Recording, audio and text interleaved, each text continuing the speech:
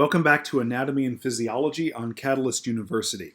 My name is Kevin Tokoph. Please make sure to like this video and subscribe to my channel for future videos and notifications. In this video, we're going to discuss the major features of both the ulna and the radius. Now, as you can see in this picture right here, remember that the radius and ulna lie side by side, and these are going to constitute the distal part of the arm, or at least distal to the elbow. We covered the humerus in the previous video. That was the proximal bone of the arm. The radius and ulna are both distal to the elbow, okay? And one thing you need to remember is when a person is standing in anatomical position, the radius is the lateral bone, okay?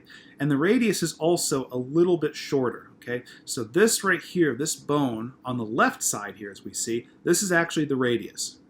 The larger one that has this hook up at the top, this big prominent structure, which we'll talk about in a minute, this one is actually called the ulna. And the ulna is going to be the medial bone when standing in anatomical position. So that's really important to remember. All right, let's first start with the ulna. So the ulna has this large hook-like structure up at the top.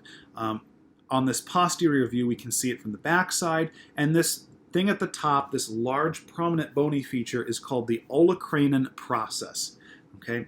If you actually have an ulna in front of you, you'll actually see that the Olecranon Process kind of forms a hook, and it actually hooks anteriorly.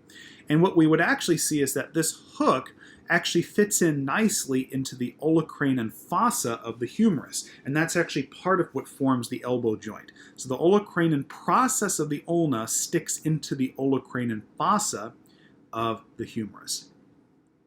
Now, on the olecranon process of the ulna, we have another structure, which is actually the groove part of it, where you can actually stick your finger in there.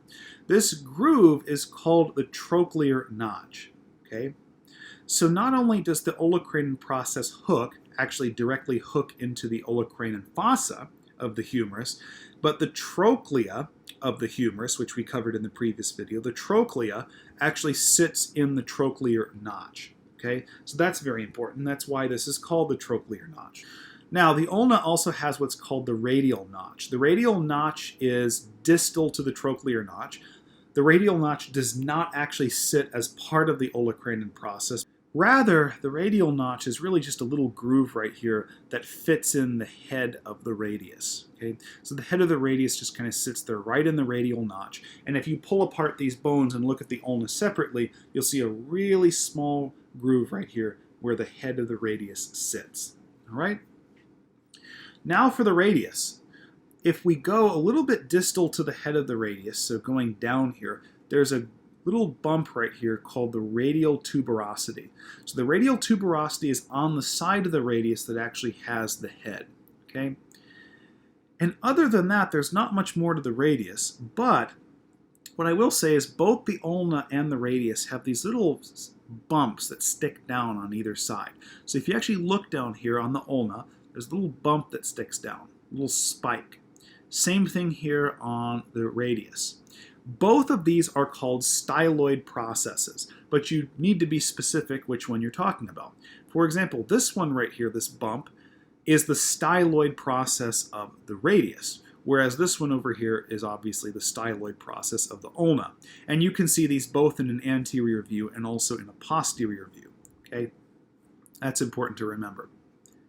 Another thing which you won't be able to see unless you have the radius and ulna together, potentially, is something called the interosseous membrane. So the interosseous membrane is a bunch of fibers that actually run between the radius and the ulna, and they sort of connect it and provide some added structure and stability there. Kind of like a giant thick spider web, so to speak. But if you have these bones separate, you won't be able to see that interosseous membrane. But know that it does form a fibrous network that connects the two bones. When we study the tibia and the fibula in the legs, they have something almost identical to this. In fact, it's named the same way, interosseous membrane. And it's called interosseous because osseous means bone, so it's a membrane between both of these bones, the radius and the ulna. Okay? So hopefully that makes sense to you, and hopefully you learned a lot about the radius and the ulna in this video. Please make sure to like this video and subscribe to my channel for future videos and notifications. Thank you very much.